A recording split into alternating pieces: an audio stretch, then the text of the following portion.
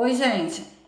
Hoje nós vamos concluir o capítulo 5, falando sobre a expansão e o ouro na América Portuguesa, falando especificamente sobre a sociedade do ouro e também o desenvolvimento de outra atividade econômica, que foi a pecuária.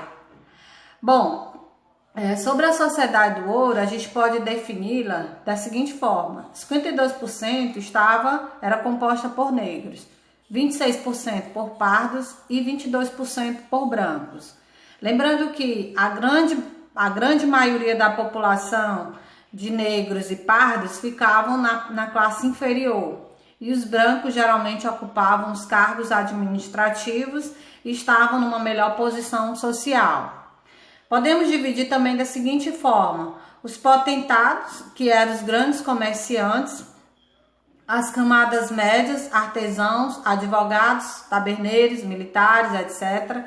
Porque muita gente deixou suas terras e foi viver na região do ouro, na região sudeste. E essas pessoas não se tornaram grandes comerciantes e também não tinham o direito de explorar grandes propriedades de terra. Então, o que essas pessoas faziam? Elas geralmente faziam serviços, ou seja, elas realizavam atividades para essas outras pessoas e acabavam recebendo uma remuneração. É interessante a gente observar aí os taberneiros. Os taberneiros eram os donos das tabernas, ou seja, pessoas que tinham, como a gente pode chamar, pousadas ou então lugar onde as pessoas iam para se distrair. Além disso, temos os militares, os artesãos. Dentro desse grupo aí existiam também outros, os homens livres. Esses homens livres, eles geralmente eram pobres, mas eles também faziam serviços temporários ou pequenos furtos. Era dessa forma que eles viviam. Por quê? Eles foram tentar a vida na região sudeste, como não deu certo, então eles se disponibilizavam a fazer serviços temporários de menor valor, ou quando isso não acontecia, eles praticavam furto. A grande maioria realmente da população eram os escravizados.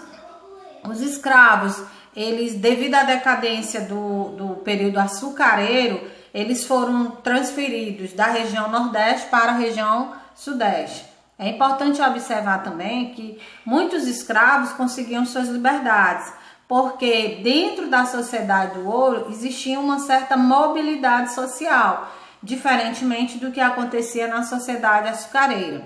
Que seria essa mobilidade social? As pessoas se transferirem, mudarem de uma classe social para outra. Aí você vai me perguntar, como que esses escravos poderiam se tornar livres? Eles passavam o dia trabalhando para os senhores, os donos deles, e extraindo o ouro, e muitos acabavam pedindo autorização dos seus patrões para trabalhar à noite.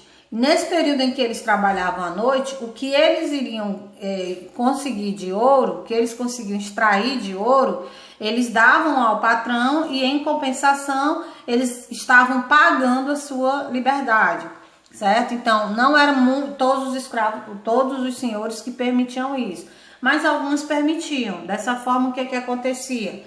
Os donos dos escravos acabavam ganhando mais ouro e o escravo se sentia mais disposto a trabalhar porque ele poderia alcançar a sua liberdade, ok? Uma atividade econômica que se desenvolveu junto com a mineração foi a pecuária colonial. Ela era ligada essencialmente ao mercado interno. A pecuária, ela se dava geralmente na região nordeste. Só que no Nordeste nós vimos que trabalhava-se com a produção açucareira. Então o gado ele não podia ficar próximo das plantações da cana-de-açúcar. Então muita gente viu o gado como um problema. O que vai acontecer com a descoberta do ouro? Como eu falei na outra aula, muita gente foi para a região sudeste com a cara e a coragem. Então essas pessoas ganhavam ouro lá, mas não tinham como se alimentar.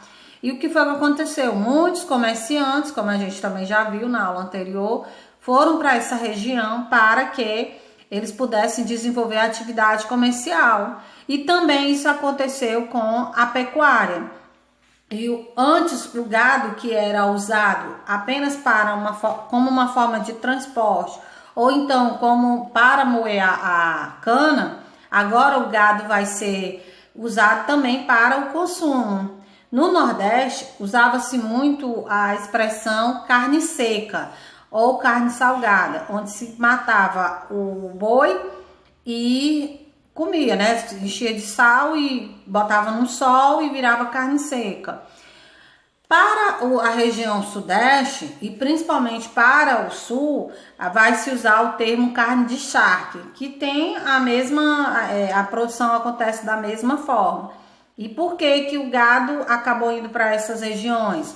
Justamente porque nessa região, na região sudeste essencialmente, vai haver a necessidade de comida, né?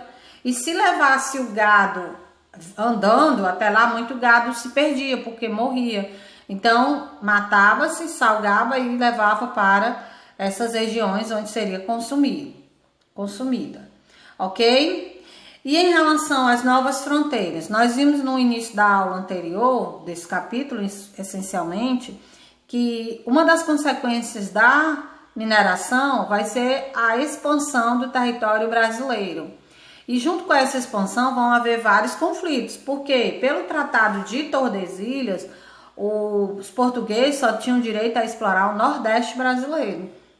E à medida que foi se expandindo, o litoral brasileiro, que vai do Nordeste até o Sul. Mas à medida que os portugueses foram encontrando o ouro, metais preciosos, eles vão ampliando o seu domínio. E aí, para evitar conflitos, foram assinados vários tratados. A gente tem aí o Tratado de Utrecht, o Tratado de Madrid, o Tratado de Santo Ildefonso e o Tratado de Badajoz. Todos eles estão relacionados a determinações de fronteiras, de regiões, para justamente evitar conflito entre os portugueses e os espanhóis. Gente, com isso a gente conclui então o capítulo 5 do livro. Eu espero que vocês tenham compreendido. Caso não tenham compreendido, estou aberta para tirar dúvidas.